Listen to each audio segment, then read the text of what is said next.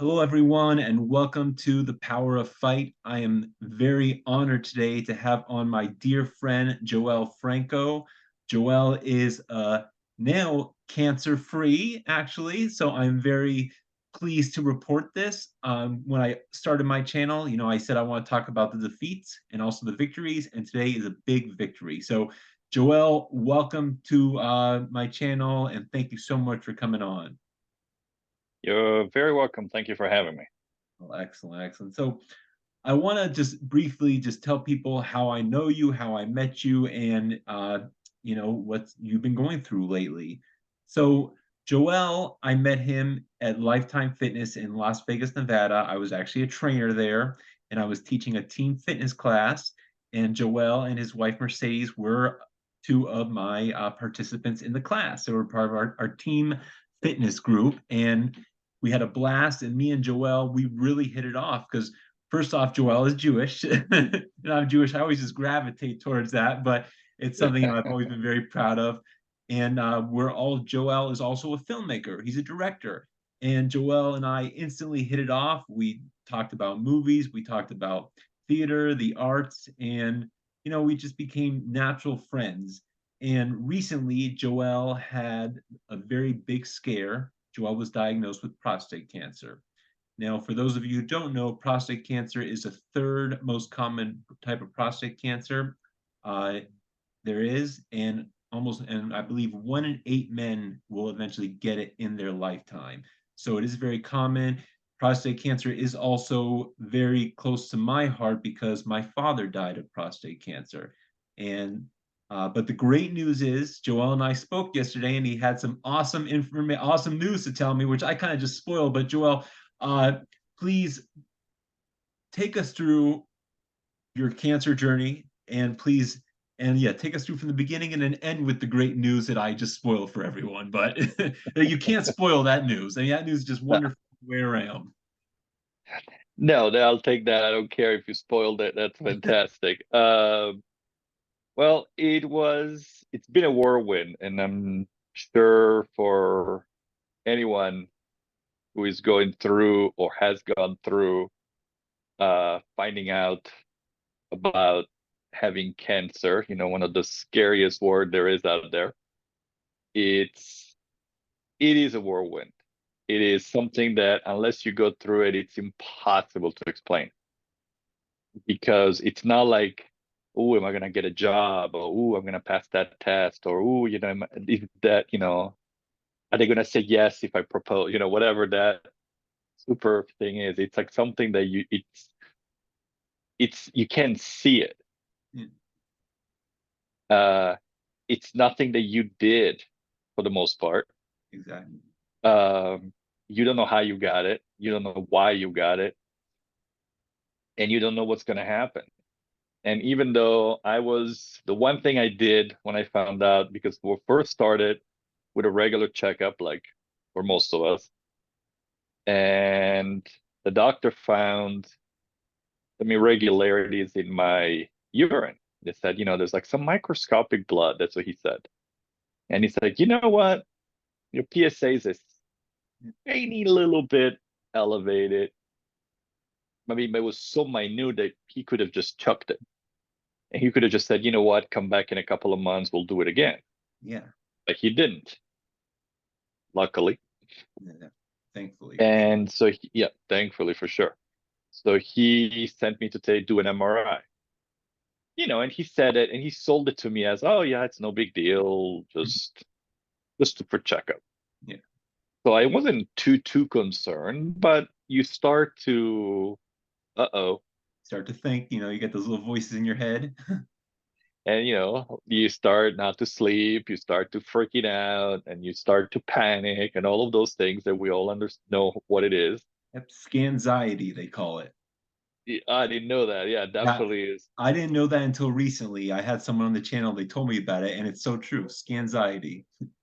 completely. And so, I go do the MRI, and of course, you love doctors, especially, you know, when they don't call you for information. So luckily, well, not luckily, but I the place where I did my scan my MRI, they have a portal, so I was able to log in into my portal and find out the results. Because if I had to wait for the doctor, I probably would still be here waiting for the phone call. Yeah.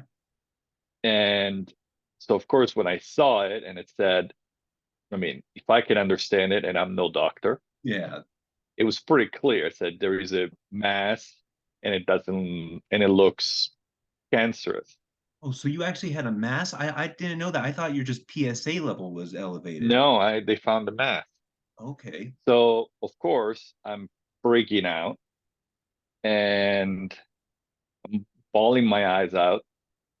Actually, I wasn't even able to bawl my eyes out. I just in a state of shock. Like Yeah. I was tearing up, but I couldn't even get it. Actually, to this day, I still haven't had a good cry about it yet. It's kind of like it's been all like Yeah. tension, you know? Well, the only thing And you have to cry about now is tears of joy because you're oh yeah, past it. no, So, I can wait, but I think you still need that release, oh yeah, right? absolutely. And so once I found out, I had to call the doctor, yell at the nurses like, "Hey, why haven't I got the results. This is not good. Why can't I get?" So that was another ball of wax. So I get in, and the guy says, "Yeah, well, yeah, it doesn't look. I mean, it doesn't look terrible. It doesn't look great. We don't know what it is. Let's not jump to conclusions." Which, of course, you jump to conclusions Naturally. because we're humans, and you go there. And no matter how many people told me, "Oh, don't jump. It's not gonna be, yeah, whatever." You jump to conclusions. Exactly. Yeah, I mean, there's just no. You immediately, I'm gonna die. I have can't, the whole. Of Of course, course, you, we you do start a questioning your biopsy mortality immediately.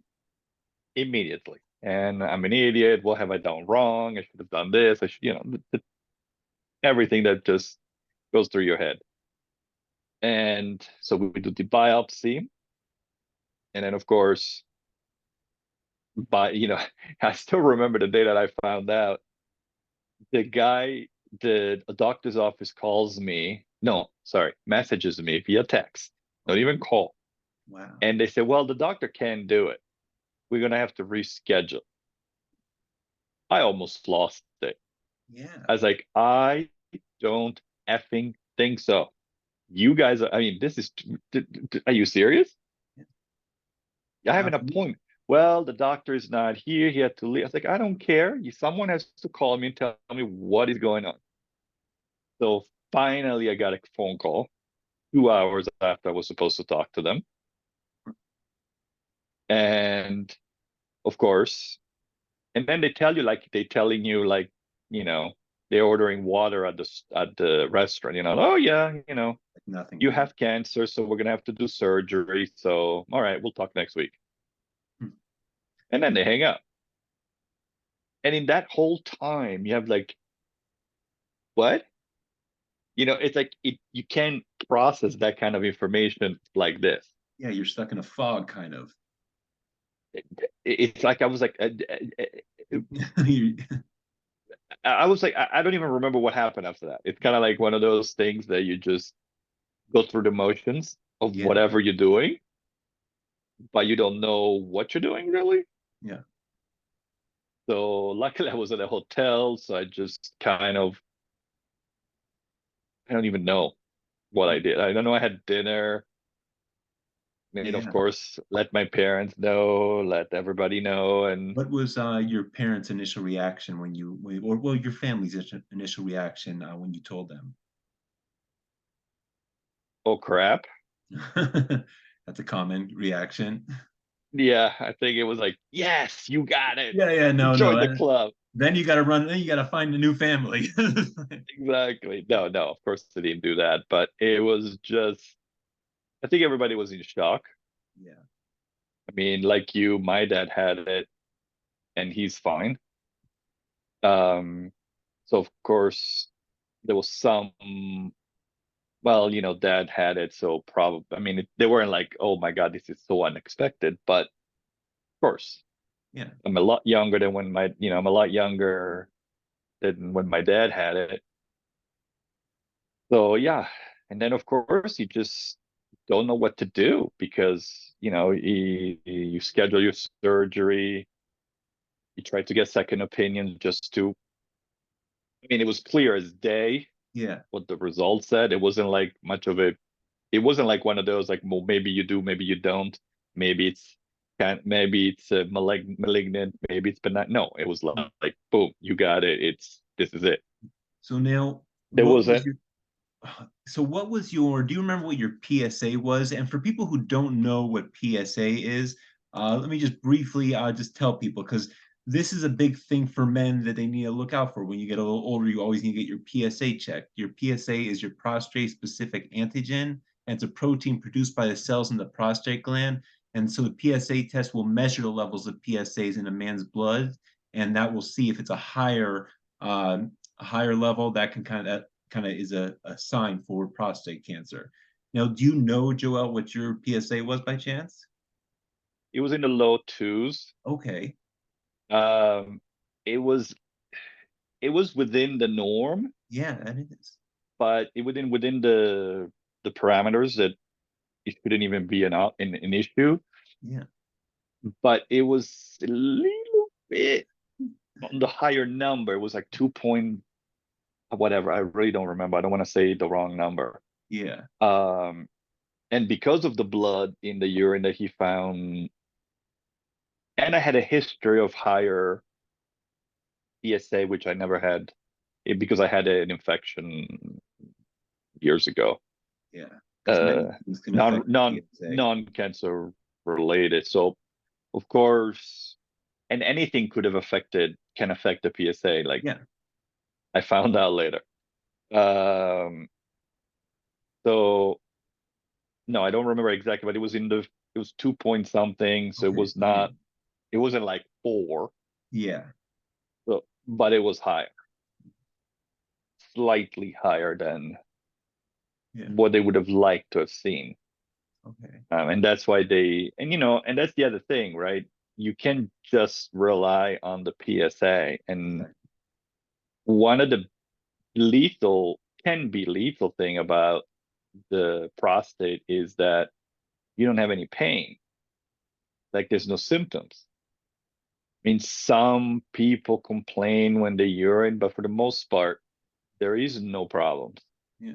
Like you don't, maybe you pee a little more than usual, but there's no pain, nothing bothers you.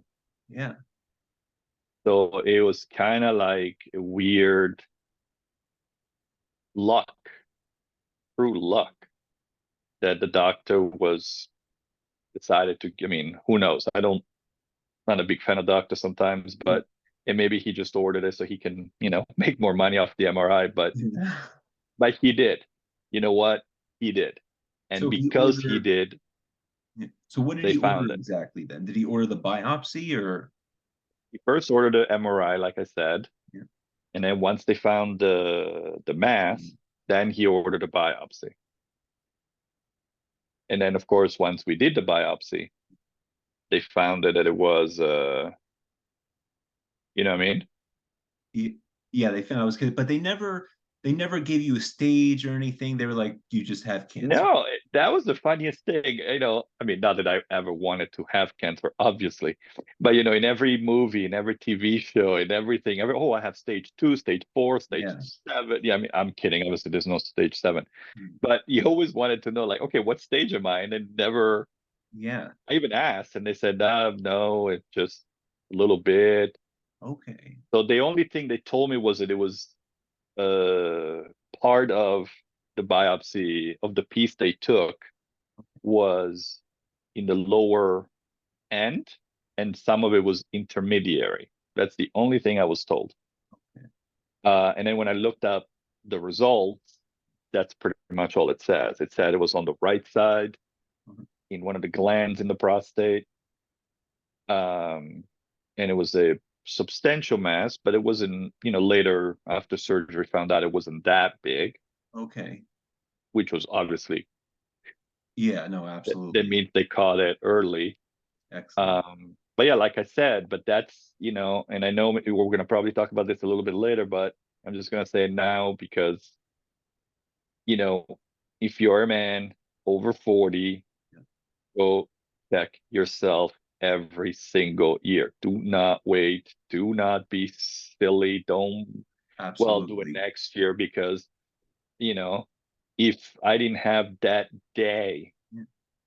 blood in the urine, which was minute, I have Yeah. never had blood in my urine ever, Yeah. ever, ever. So it's like if I hadn't had it, I don't know if I mean, I would not have died so quickly, obviously, but who knows when I would have found out? What if I had waited and it would have come up a year from now? Well, And then instead exactly. of being a small mass, now it becomes a ginormous mass, or worse, it's It- spread. well, exactly. So And that's the thing with cancer, how rapidly it can spread. rapidly it can spread, especially at a younger age. Yeah. And like I said, it's like, a year ago I had nothing, a year later I have something. So Yeah. it's check it, check it, check it, because the difference between survival and oops Yeah. is it could be you didn't check because you were too busy doing something else. And it's like, I'm so thankful Yeah. that I've been checking myself every year, except for COVID, except for during the 2 year of COVID, I Yeah. didn't check it. Um, but luckily I keep checking and well, Mm. not, I wasn't, oh yeah, Yeah. I got it, No, but no, exactly. But the great thing is, the PSA for the public service announcement is test your PSA. And I test your think, PSA, check your prostate, yep. any, and that's the other thing that I recommend everybody, especially for men, because we tend to be very private about certain things, and Yes. we try to be very proudful of certain Yeah. things. If you notice anything different, Yeah. anything, whether it's sexually, going to the bathroom, or pain, no pain, or something Yeah. bothers you, heck, Absolutely. Now, you had no signs of anything though, right? no. But once you then find out that you have the mass and you find out where it is, and then you kind of go back into things that Things start to make do, sense. and that started to make sense. It's like I didn't have anything that was hurting, Yeah.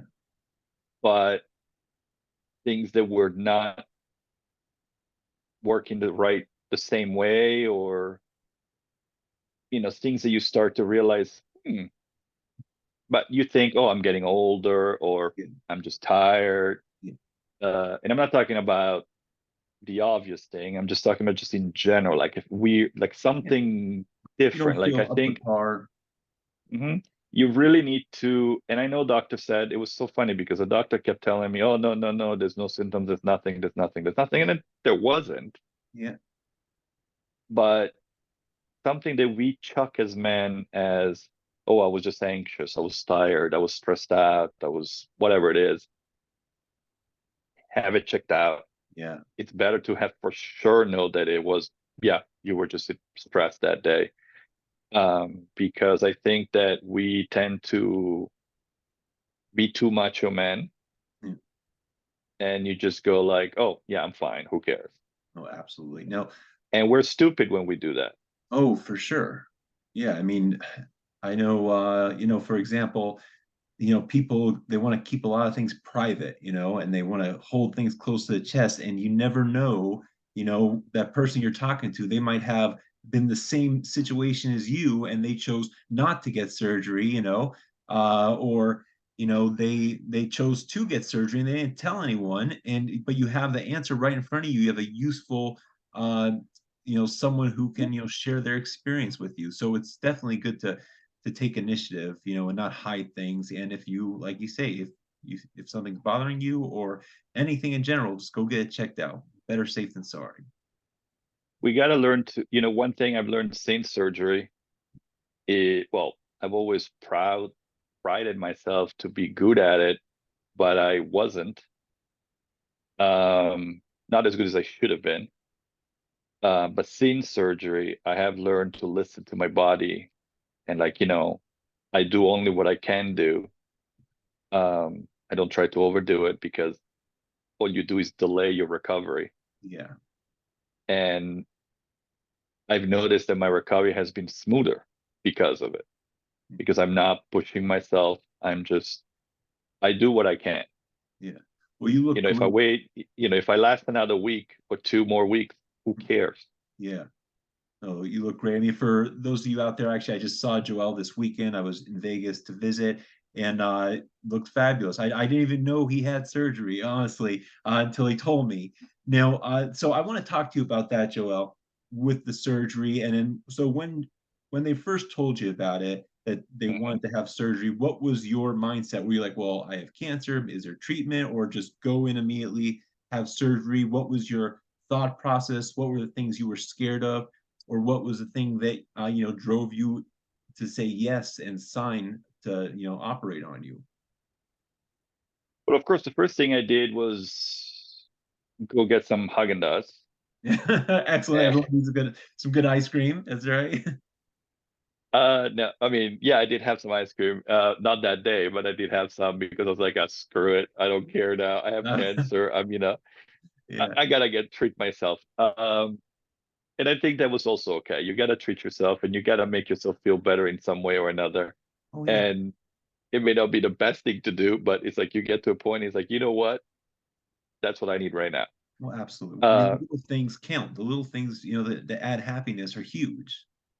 Huge. It's a little tiny thing that matters. Have a slice of pizza, have a donut, have a broccoli, whatever makes you feel better. Go for a run, whatever makes you Exactly. feel better. Do take care of yourself. And that's one of the hardest things that I had to learn is to take care of myself. So to say, okay, to take the time to think about what I had to do now, not worry about the kids, not worry about, the family, is like I had to make a decision for me. Yes.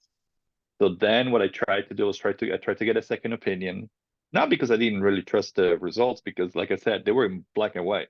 You Yeah. have cancer. It wasn't, there was It was, no doubts. yeah. It was like, boom. But you did your due diligence, which most people should I do. Everybody should. Yeah. And not like I said, not because you don't trust your doctor necessarily, but because it's nice to hear from someone else. Yes. And when I did get the second opinion, which actually I got in a different country, I was in Italy when I got my second opinion. And I know not everybody can go to a different country. I was there for a wedding, and I was lucky enough, I was able to get with my dad's doctor. And so I was able to talk to him.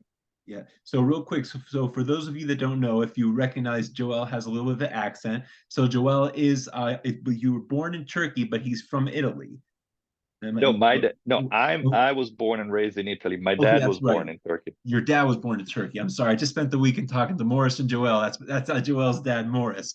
And so yes, Yeah, Joel. So you were born in Italy. So that is yeah, where the accent comes from. What age? Not to stray off the topic, but what age were you when you came to America? 16.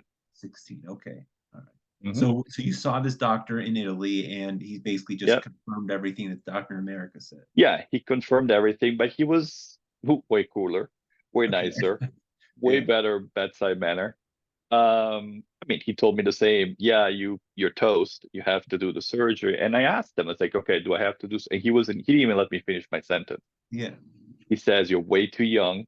You Yeah. gotta get it out because unfortunately, as we all know, and that's true for almost every cancer that I can think of, the younger you are, Yeah. the worse it is. So he was like, no, it's like don't collect $200, don't stop, Yeah. go, just you go and get it out like Yeah. Yeah. now. Yeah. Don't even wait. Oh, let's see how it goes. No, no, no, no. Yeah. He was like out. Oh yeah. And the good thing is And when you're younger, you can heal faster though, you know? exactly. Absolutely. And so luckily, well, at first it felt like, oh, I have to wait this long. But, by the time I found out it was at the end of April, no, I'm sorry, the end of May, and they confirmed that I was gonna that I what it was at the end of May. Then I went to Italy, so I got my second opinion beginning of June, So now, and real then quick, I don't mean to interrupt yeah, you. So did they send the sample, the biopsy sample from America to Italy to that doctor? no, I just took the report. Okay, okay. So basically Yeah, they I just brought my medical reports, okay. And then, like I said, I found out and I called, got the surgery scheduled for a month later. And and it's one of those things, I think you and I were talking about it the other day. It's like when you go through this, I mean, I know some people unfortunately have to wait a lot longer for things. Uh, but in these like whatever, 3, 4 months where, because from I got my MRI, it was like back in March Yeah. or something.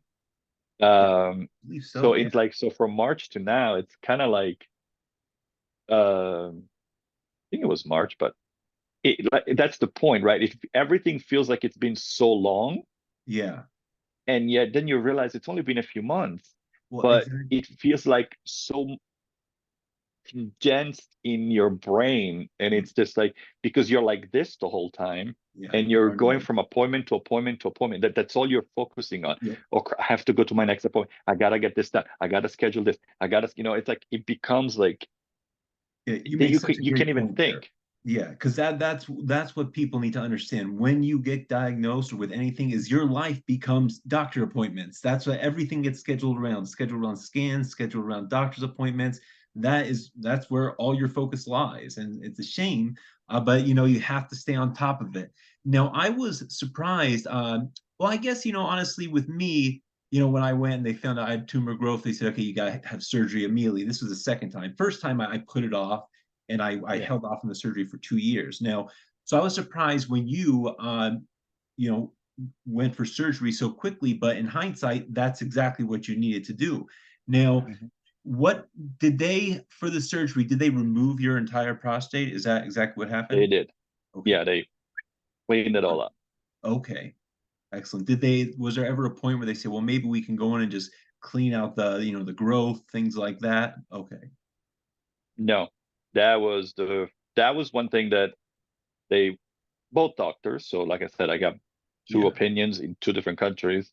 Yeah. Um, but I would have gotten a different opinion in the US if I Yeah. just didn't happen to Yeah. The travel. reports were And what they were. Yeah. yeah, no, it was like, nope, Yeah. everything has to come, because the problem is that if you only partially do it, it can come back Yes. and it may grow. So it's like, no, take it, because that's the thing. You don't want to go through this again. Yeah. So they just went and took everything out. I mean, of course, as a man, it's difficult because, nerves may be attached, nerves can be affected. Obviously, you cannot have any more children. And Yeah. luckily, I have two. So when Yeah. they told me, well, you're not going to be able to have kids, I'm like, well, at my age, I definitely don't want to have any more kids. But it is something that if it happens to younger people, you have to think about. You, I mean, that's it. Absolutely.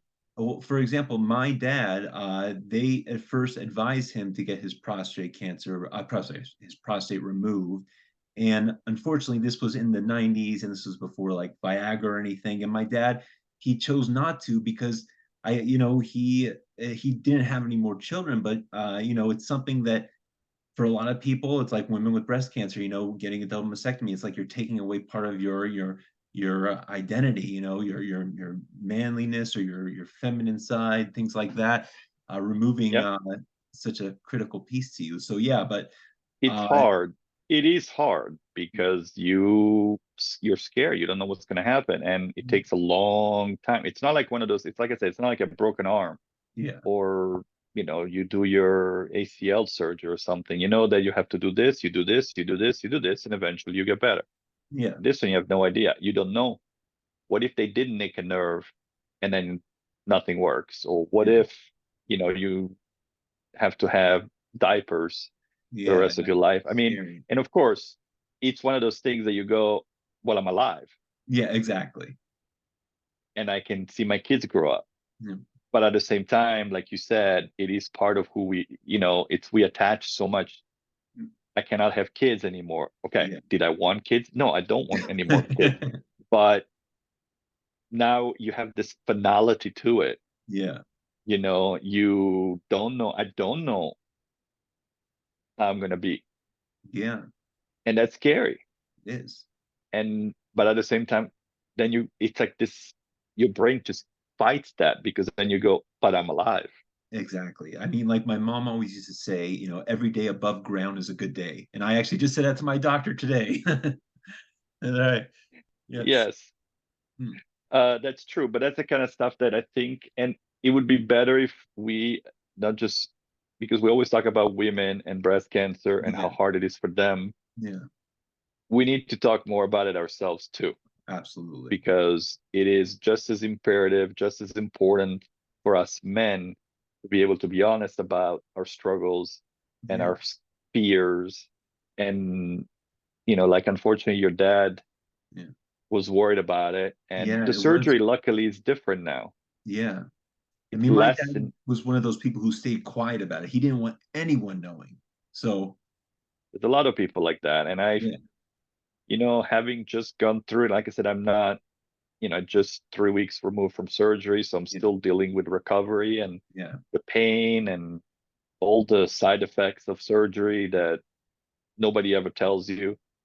And that's the part that I feel that we need to be better about. We need to talk more about it. Like everybody talks about breast cancer, but nobody talks about prostate cancer. Yeah. And it It's is almost like we the can't talk most about it. common. Like, don't talk about it. It's taboo. It's like, why? Yeah. We No. need to talk about it because I think it's important to Mhm. share how we feel too. No, no, absolutely. It's something, we shouldn't be shy about. We should be open about and, express what's going on because I mean, everyone, we're all humans and we all have those vulnerabilities. And when something is taken away from us, it really affects us. It affects everything about us. So I fully agree with you. It does, and I think it makes it harder then to communicate. Just like for women, it's hard to when Mm. they have breast cancer. Well, I mean, any sort of cancer, but Yeah, particular breast cancer, and especially when they have to remove one the or both vasectomy. Yeah. the vasect the mas- it's the same for us though, Mm. um, because we are going through a similar problem. Yeah. Oh, That okay, yeah, we can see it. It's not like unfortunately, the breast you can theoretically mhm. uh, but you can see our problem, Yeah. so we can kind of pretend it never exists, but it does exist. And I Yeah. think that when you're not a good you're not nice to be around if you can't talk to your loved ones. Oh, no. You got to be able to talk to them about it. You have to, Yeah. No, because first of all, if communication they is don't key. help you, then they're not loved ones, then get rid of them. Yes, exactly. No, exactly. That's a big thing people need to understand is support is huge, community is huge. You need someone to talk to. You need someone who's there to be empathetic and sympathetic to you. And if you don't have that, then you need to find an outlet that does. But the great thing is there's so many organizations and cancer centers out there that really will help bridge people together. So that's one thing advocates and people out there have really done a fabulous job is creating these places for where people who have Hodgkin's lymphoma or breast cancer or brain cancer, they can get into these support groups. So Yes, yeah. And you do need a support of some kind, whether it's friends, family, wives, husbands, yeah, boyfriends, girl, whatever it is. yeah, You gotta have support. You gotta be able to talk about it. You yeah, have to talk about it. And I'm learning that myself, yeah, because there are days, today was a rough day for me. yeah. And that's the other thing, you feel better. And so you're like, oh yeah, I feel better. But then the next day you feel like crap. It's a roller coaster, and Complete roller coaster. well, you saw me in so Joelle saw me in Vegas this weekend, and Mhm. you saw how I went. I was good, and I was just sick as a dog, and then up and down. Yeah, it can It's the change same. from hour to hour, and it's a frustrating thing because you think you're past surgery, you think you're clear, and but still, it could come back and really rock you for a little while. Mm. It Now, is, because we don't realize how hard the surgery is. It's not like a little boo-boo. I yeah, mean, it was like 4.5, 5 hours by the time, you get taken in to the time you get out. You have yeah, anesthesia to deal with, you have the pain to do. It's insane. yeah, All of these things, and of course, everything in your head. yeah, Um, the post-surgery, I mean, it's just like it's so much to deal with, and then just a simple body yeah. just taking its time to recover. Yeah, like I said, we need to accept that we're vulnerable. We need to accept we're human, and we need to just, like today, it was just not a great day. I was physically drained, Yeah. like, but like drained. And I was just like, you know what? I'm just gonna be laying down for a few hours. And there's And nothing that's wrong all I with that. did. That's right. No, Mm, I just had to. I had to because I wouldn't be here talking to you if I didn't. yeah. Now, I want to ask you something about when we talk about being openness and transparency. Now, Joelle has two beautiful children. I've known them since they've been little tykes. Great story. I just want to share. His son is Julian, and his daughter is Lala. And a great story. So when I was training at Lifetime Fitness, and I told this the other day to your dad. Uh, After the team fitness class was over, it was the end of the semester, whatever you call it, the end of the class, and I took everyone to the rock wall to climb, and everyone's looking up, staring, uh, and these two little kids jet up right to the top like it's nothing, and that was Joelle's kids, and it was hilarious. But so my point is, I'm asking you, with having young kids like I have, and did you tell them? Were you open with them? Because I didn't ask you that. So tell me about that, and explaining such a That was the complicated scariest subject. thing. Yeah. It was so scary thing to do. It was probably the scariest thing I had to do. Yeah. Um, but you have to tell them. You have to. And the way that we talked to them about it, that I just told them the truth. Yeah. I mean, I didn't embellish. I didn't Yeah. over dramatize it. I just said, hey, kids, I'm sick. This is what I have. This is what I have to do. Just very matter of fact, you know. What was And her reaction? at first it was fantastic. They were like, so does that mean you're gonna die? And I said, no. Yeah. There's a very 90 some percent, everything looks One of the most. Yeah. early. Prostate cancer, usually the surgeries are pretty Pretty straightforward. successful. If you catch it early, it's big. Yeah, exactly. So they were like, oh, okay. And then they were like, can I go play? Um, because I always find that when you tell kids the truth Yeah. in the simplest term, without too much flowery stuff, you just say it and move on. Yeah. They deal with it faster. Now, that does not mean that they didn't internalize it. Yeah. So they would talk to mom about it, or they would try to not make me feel bad about it. But of course, as we got closer and closer and closer, they you could tell it started to affect them It's more, weighing on them. Yeah. and it started to really scare them more because now it was getting closer and closer. Now it's becoming real. Yeah. Because at first, Before it was just, yeah, at first it's like, oh, okay, in a month or whatever it was, 6 weeks, whatever it was. But then once I did have surgery, they took it hard. And then until we got the results, and that's like, I am so upset about that. Until we got the results, they were freaking out. And the results that you didn't that, have cancer. that I don't have it anymore. So And it now, hasn't spread. so let's talk about that then, because you had some fabulous news. Now, tell me Yep. about waiting for the call, because I know, no, or receiving the call. What was your thought process, and what did you feel when you heard you're cancer free? Tell me about that. Well, the funny part is that, the first week, you have surgery. Of course, they take stuff for pathology and then they go to the tests. And when you first get out, the pain, everything that goes with just trying to even think straight, you Yeah, don't really think about. I mean, it's in the back of your head, obviously. yeah, And as you get better, it starts to get into focus more. Hey, so do I have it still? Do I need to go radiation? Do I have to do chemio? Blah, blah, yeah, blah, all those things that you freak out about. But I was in so much pain. I was in so much, it was rough week. yeah, So I didn't really dwell on it. yeah. I just wanted to get to the appointment, remove what I call the torture device, the The catheter. cat there. And And for people out there, is one of the toughest things for Oh, that yeah, brutal. Just it flat is out brutal.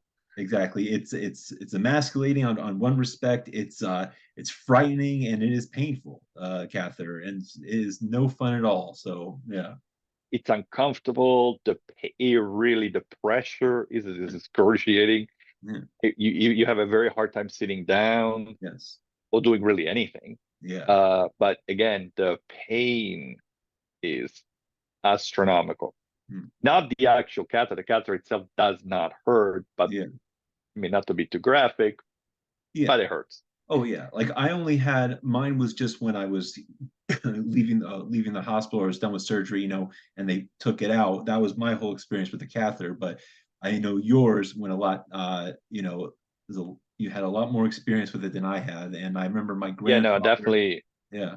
don't want to do that again. No, Uh, exactly. It is not comfortable. ooh. So by the time I got to the doctor's office, it almost was like secondary. Yeah. Like wanted to get that out. I just like get this sucker out. I mean, if Yeah. not, I'm gonna take it out. Uh, Exactly. I mean, that's how it was. Yeah.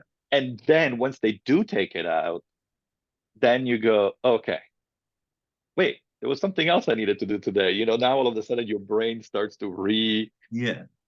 and so they told me to Recalibrate. do, yeah, recalibrate. And then they told me that there was a backup with the tests, with the results, with the lab. And so they didn't have my results. So I had no idea if I still did or did not have cancer, if the lymph nodes were clear or not, whatever. Like I Yeah. knew nothing.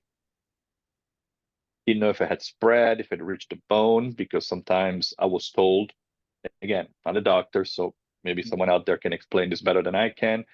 I was told sometimes it could reach the bone. Yeah.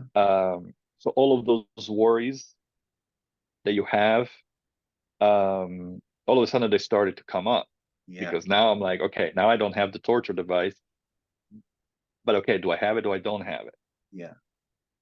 So I had to wait. So I had my appointment was on a Thursday, Wednesday or Thursday, Wednesday. And so I said, okay, fine. I'll wait a couple of days, and then if I don't hear back, so the week after, I have to go. I have to go because you call them, online on hold forever. Yeah. So I went, still nothing. I went back, nothing. I called back.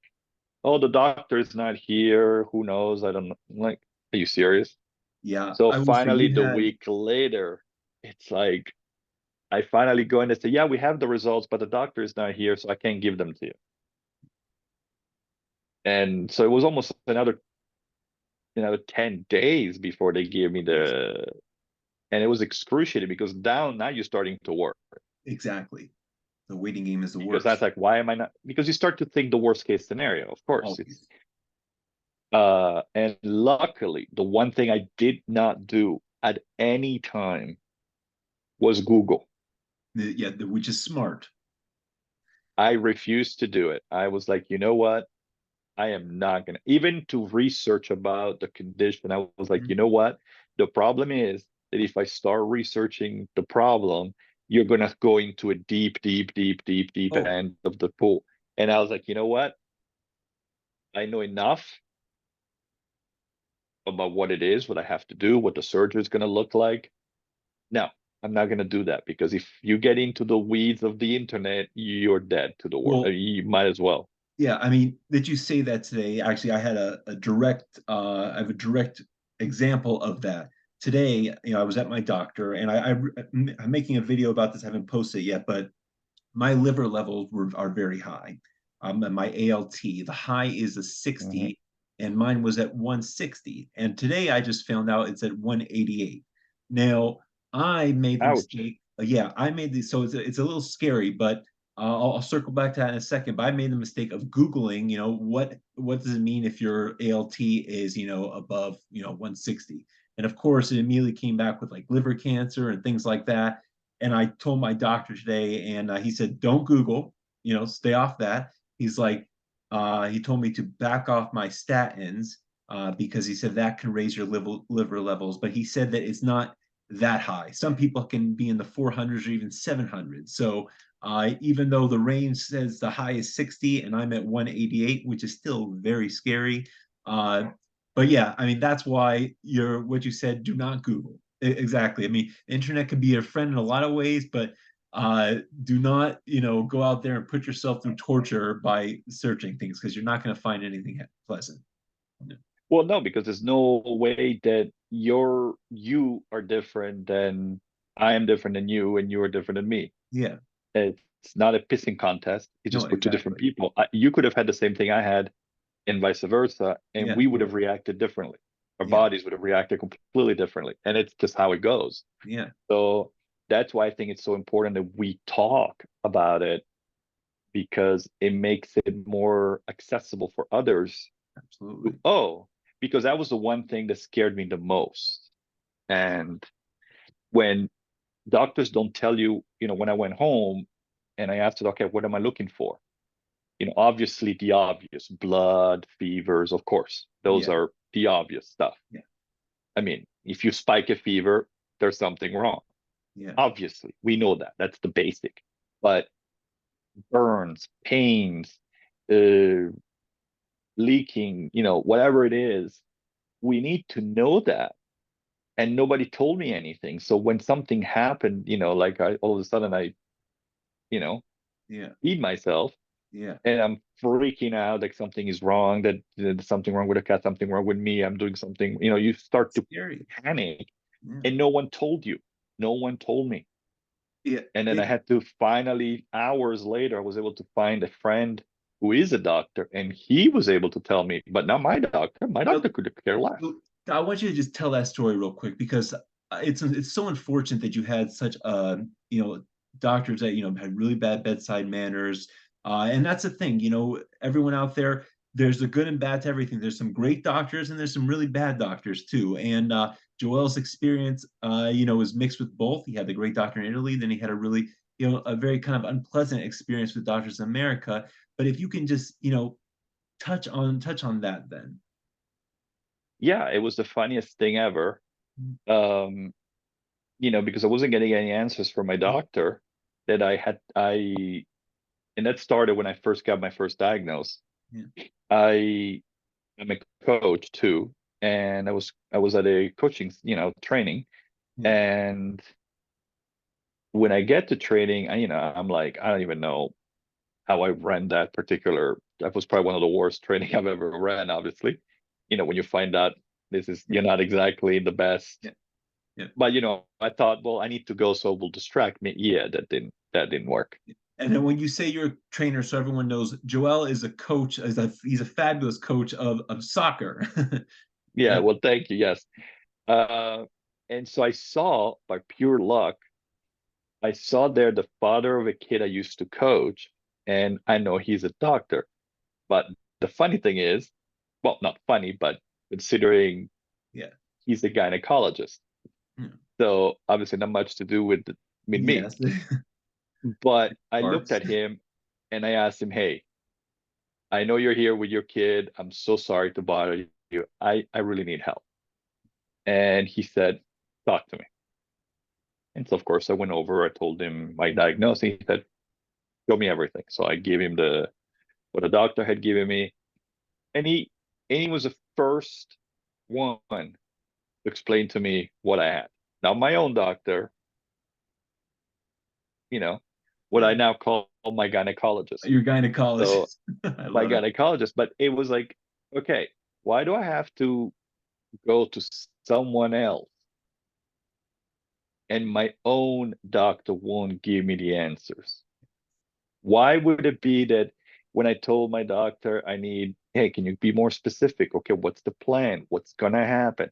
Completely ignored. Yeah. And I have to go, I mean, ironically, to a gynecologist Yeah. to get some answers. Yeah.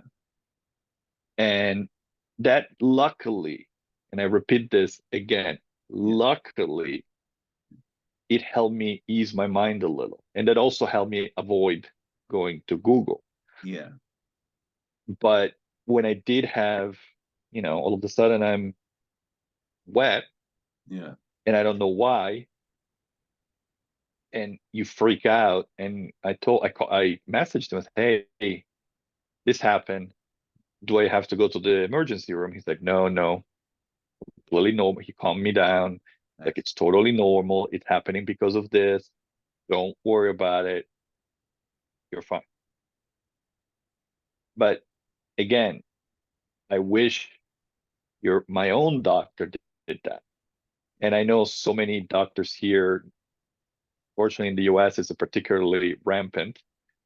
They, I hate to say that they don't care, because I like to hope that they do. But unfortunately, the feeling that you get is that they don't care. Yeah, well, Because if you call the nurse at the doctor's office, you called for information, you're calling for stuff, and they tell you, oh, it's going to take 5 days to get back to you. 5 days? yeah, I mean, no, it's ridiculous. I mean, luckily for me, it was nothing serious. But what if it was something serious? yeah, that's why And I I, don't know. It's like, for example, it's like, if you know, like, if you spike a fever, yeah, or you have blood in your urine, or, okay, that's serious. That's pretty common. Okay, yes, go to the ER. But yeah, what if I had something, or you had something, or anyone else who's listening have something that they don't know it's serious? They oh yeah, just think, oh, I'll be fine. This is just a boo-boo or something that just, and then all of a sudden it's like, oh, you should have come in, yeah, but you didn't know. And it's that's what really, drove me crazy with the doctors, that you ask them, please tell me, what do I look for? What am I actually, what is good and what is bad? yeah, Generically. I mean, you can't possibly tell me every little thing, but give me some parameters. no, exactly. And And that that's makes one you even thing, more scared. yeah, it's so true. And I was lucky with that is my doctor out here is fabulous. I was able just to text him, and because there's many times, especially when I had my stroke, I didn't know it was a stroke yet. And I was hallucinating. Thankfully, I had my doctor to text. And if I didn't have that, that would be very scary. And they told me go into the emergency room. But it's a shame that you had that experience with this doctor. Because I know, and I kept asking, when are you getting the results? When are you getting the results? When are you getting results? And you're like, I don't know. I hear nothing. So I had wasn't to go stressing and out you, get it's it. stressing out me. I had to literally go to the office and tell them I want my results now. Yeah, And they, oh. And then they snuck me into, and then I didn't even see the doctor. I saw the PA. yeah. That's like, it's like, okay, fine. At least I got the results. But are you serious? You don't even come up and tell me? Yeah. So okay, so you have to go to the doctor, and this is the results for what that you're cancer free now. Yep. Right? So it wasn't. So you had to go there, and so it wasn't eventful. It wasn't like them calling and say, "Hey, I have great news." Wow. Yeah. I had to go in and complain. And then they finally said, okay, hold on, just come in the back and we'll have someone talk to you. Man, that Yeah. is okay. So you had to deal with all that garbage and go in, but it must have felt pretty good hearing you're cancer free. It was the greatest news you can ever get, next to, of course, having kids and stuff, but it was the greatest thing ever. And then it just, like, the adrenaline just hit me. Like when people say you must have been euphoric, and are Yeah, you kidding? I had nothing.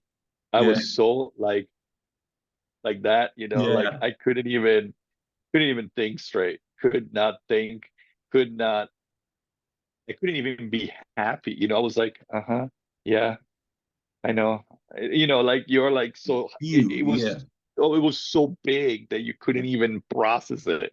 Well, it's yeah, I fully get that for sure. It's like when my uh after my first battle, when they told me like 6 months later, "Hey, Danny, you're cancer free," it was just like, "Ooh, are you serious?" Because you are planning this life in your head of being ill and all this other things, and that you're worried about. And all of a sudden, someone tells you, "Hey, that's not the way it's going to be." And you're like, "Well, is this real?" Now what? So Yeah. yeah, exactly. It's you got to reverse your whole thinking because you've been plotting this course of being ill and having this in your life, and suddenly it's you don't have this horrible thing cloud, bearing over you the whole time. So yeah, you Yeah, got to it's like readjust so yourself. weird, right? Isn't Yeah, it like the weirdest? Like because it's like you were not thinking negatively, but it was in the back of your mind and you worry about it and you're like, okay, I'm gonna have to do this forever. yeah, And then they tell you you don't have it, and then you go like, now what? yeah, And it's like almost like this whole period of life that just right, happened. It almost like, and it kind of feels like an ending, yeah, and then you start again because now you have to live. yeah, And it exactly. is a second chance at life. Um, and you have to make it count Yeah, because that's like the one thing I've been thinking about is like you have to make it count. absolutely. No, I can't do the same things I was doing. I can't settle. I can't do, no, now I have to make it count. yeah, absolutely. You got a new lease on life for sure. Now, who was the first person you called when you found out you were cancer free, or the first person you told? Well, of course, you told the family. I mean, Yeah, my dad was with me, so of course, called my yeah, mom, the kids, the wife, everybody. So yeah. I got you a just call gotta through call. everyone, so I was very happy. It texted you, of course, Yeah, because I know you were driving, yeah. so I was I driving wasn't back. sure. Yeah, Yeah, so I wanted to make sure that I didn't, so just text. I figure you were gonna call, and we yeah, know yeah, we touch base after. But yeah, no, it was, you just call and all the people that have been, and I was lucky. One thing I realized this last few months is the people who truly love me yeah, and the people who don't. yeah. And You learn that you I, find it out going through a battle like this.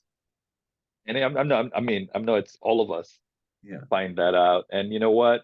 But I found that I had a lot of people on my corner and a lot of wonderful people on my corner. And just as much as I'm lucky that it came back and I don't have it anymore, I find myself so lucky yeah, to have real friends. They yes, gave a crap about me and still give a crap about me and about me. exactly. And Not about what you can we're give there them, for, about yeah. yeah, you. And they helped out with the kids, they helped out, if I needed something like that, hey, go rest for a minute, I'll take care of this or whatever it was that I needed. I was, I find myself incredibly thankful for the people that were near me in this incredibly difficult time. Yeah. Well, I'm so happy, Joelle, that I'm able to share this with everyone, share this victory. In the world of cancer, sometimes these are victories are hard to come by. So this is a wonderful story of empowerment and a fight, and I am so grateful you shared it here, Joelle. Now I know we're closing in an hour now. I could talk to you all day, Yeah.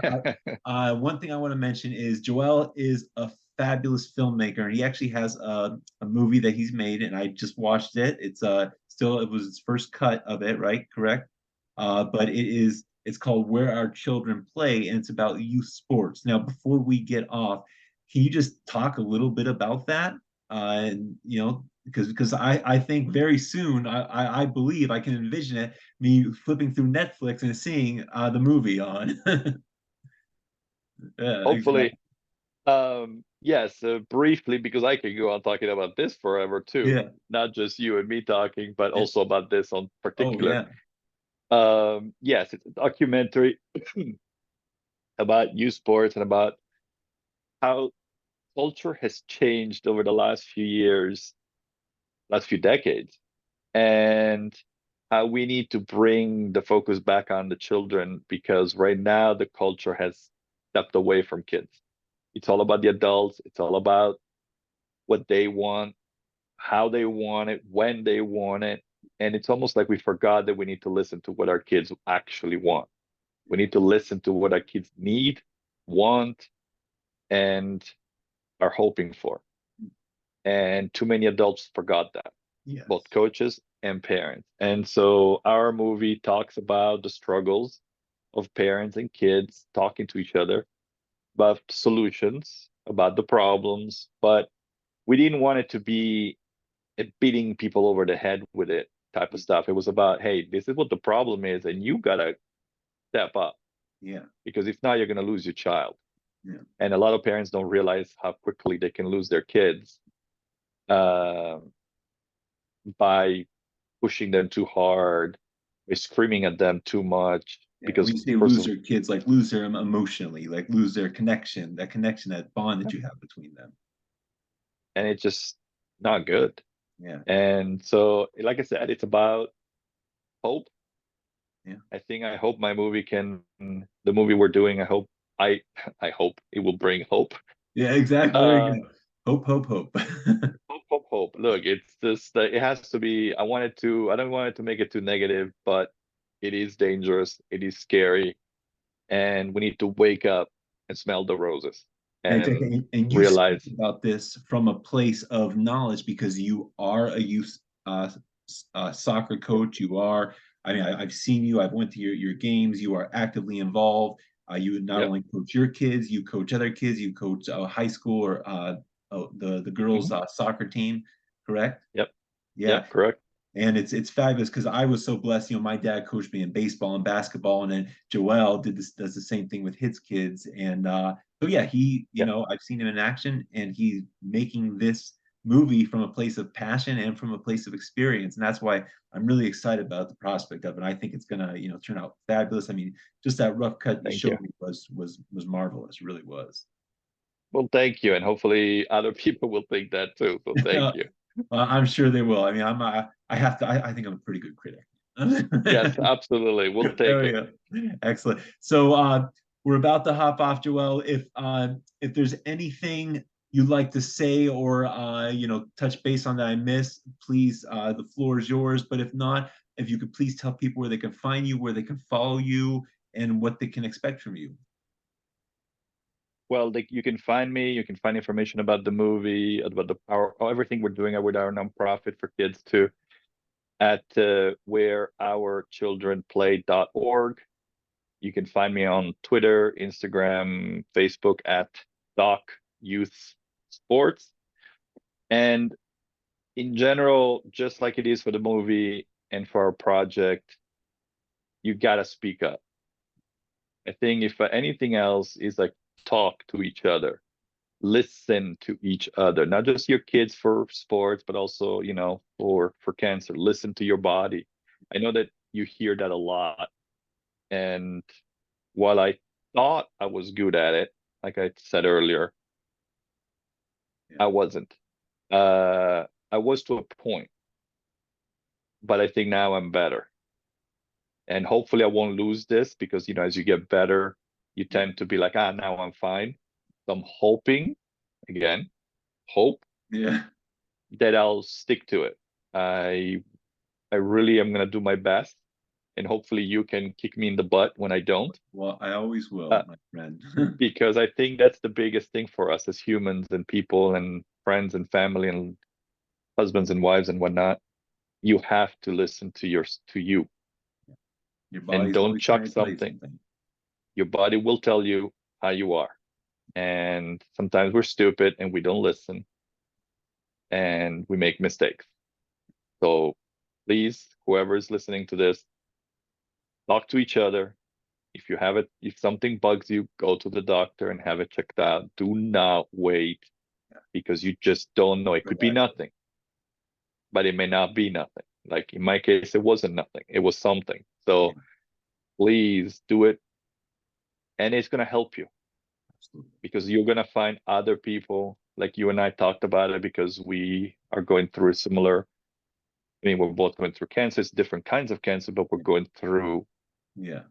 a very hard time. And there are other people out there who are going through the same thing, have gone through that, and take that there, listen, reach out. Yeah. It will make your process and journey better. Not great. Obviously, it's not, they can't fix it, but at least you can talk to someone. And even for 10 minutes, if you don't think about it, it's huge The for your littlest things can mental. be cathartic. Absolutely. Because mentally is just as hard as physically. Yes, that is so true. And a lot of people don't understand that. It takes a toll on your body, but it takes a big toll on your mind, and that's something that I struggle with all the time. So Mhm. yeah, but So please, Joel, people, reach out to people. excellent. Well, thank you so much for doing this. It was a pleasure. I love you, my man, and I'm so happy you are cancer free.